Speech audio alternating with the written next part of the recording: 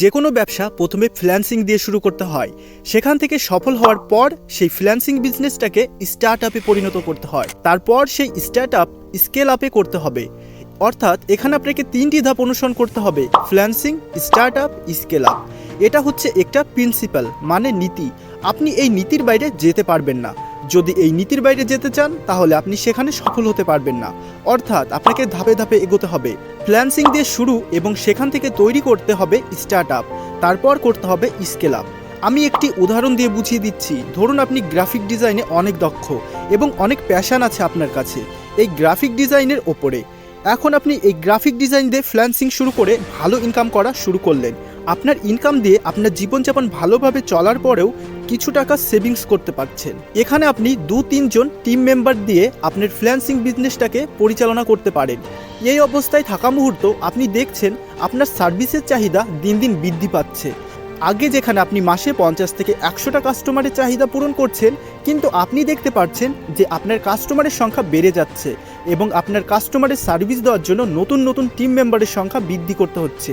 যখন আপনি পূর্বের তুলনায় বেশি সংখ্যক কাস্টমার একবারে সেবা দেওয়ার জন্য চেষ্টা করবেন, তখন আপনার ব্যবসাটিকে আর ফ্রিল্যান্সিং ব্যবসা বলা চলবে না।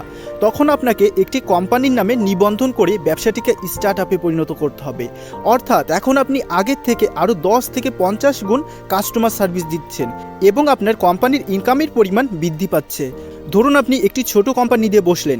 শুরুতে যখন ফ্রিল্যান্সিং করতেন তখন আপনার ইনকাম থাকতো মাসে 30 থেকে 40 হাজার টাকা, কিন্তু এখন আপনি যেহেতু একটি স্টার্ট আপ তৈরি করেছেন, তার মানে আপনি এক মাসে কমপক্ষে হলেও 500 থেকে 1000 জন মানুষকে সার্ভিস দিচ্ছেন বা তারও বেশি মানুষকে সার্ভিস দিচ্ছেন। তাহলে এখন আপনার কোম্পানির ইনকাম মাসে হবে 5 থেকে 15 লাখ টাকা।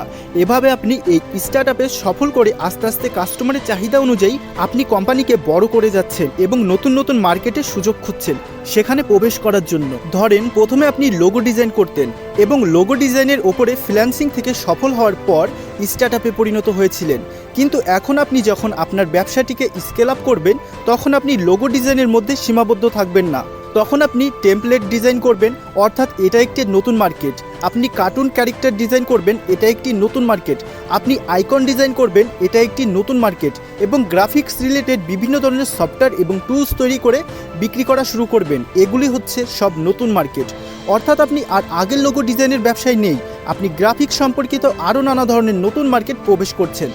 অর্থাৎ শুরুতে আপনার ছিল 2 থেকে 3 জন টিম মেম্বার আর একটি ব্যবসা, আর এখন কয়েকশো টিম মেম্বার কাজ করছে এবং আপনি নিজ অঞ্চলে সার্ভিস দেওয়ার পরেও বহির্বিশ্বের বিভিন্ন দেশে সার্ভিস দিচ্ছেন। আর এভাবেই আপনি প্রথম দুটো ধাপ অর্থাৎ ফ্রিল্যান্সিং এবং স্টার্ট আপ থেকে আপনার বিজনেসকে স্কেল আপে পরিণত করে ফেলবেন।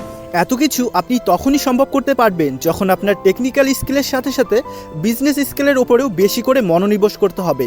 আপনি যদি শুধুমাত্র টেকনিক্যাল স্কিল নিয়ে পড়াশোনা করে থাকেন তাহলে আপনাকে প্রথম ধাপের মধ্যেই সীমাবদ্ধ থাকতে হবে, জীবনে বেশি দূর এগোতে পারবেন না। মানে এই ফ্রিল্যান্সিং বিজনেসটার গণ্ডি কিন্তু আপনি যখনই বিজনেস স্কিল এবং পিপল স্কিল তৈরি করা শুরু করবেন তখন আপনি আনলিমিটেড ইনকামের রাস্তা তৈরি করতে পারবেন। একটি চিরন্তন সত্য কথা মনে রাখবেন, সেটা হচ্ছে ক্ল্যারিটি ইজ সুপার পাওয়ার। আপনি যদি কোনো বিষয় সম্পর্কে পরিষ্কার ধারণা না থাকে তাহলে আপনি সেই বিষয় উন্নতি করতে পারবেন না, যে অবস্থা আছে সে অবস্থায় থেকে যাবেন। অর্থাৎ আপনি যদি নাই জানেন যে এক ধাপ থেকে আরেক ধাপে যাওয়ার জন্য আমাকে কোন কোন বিষয়ের উপর পরিষ্কার ধারণা থাকতে হবে, তাহলে আপনাকে কেউ আটকাতে পারবে না। আপনার সমৃদ্ধ হবে নিশ্চিত।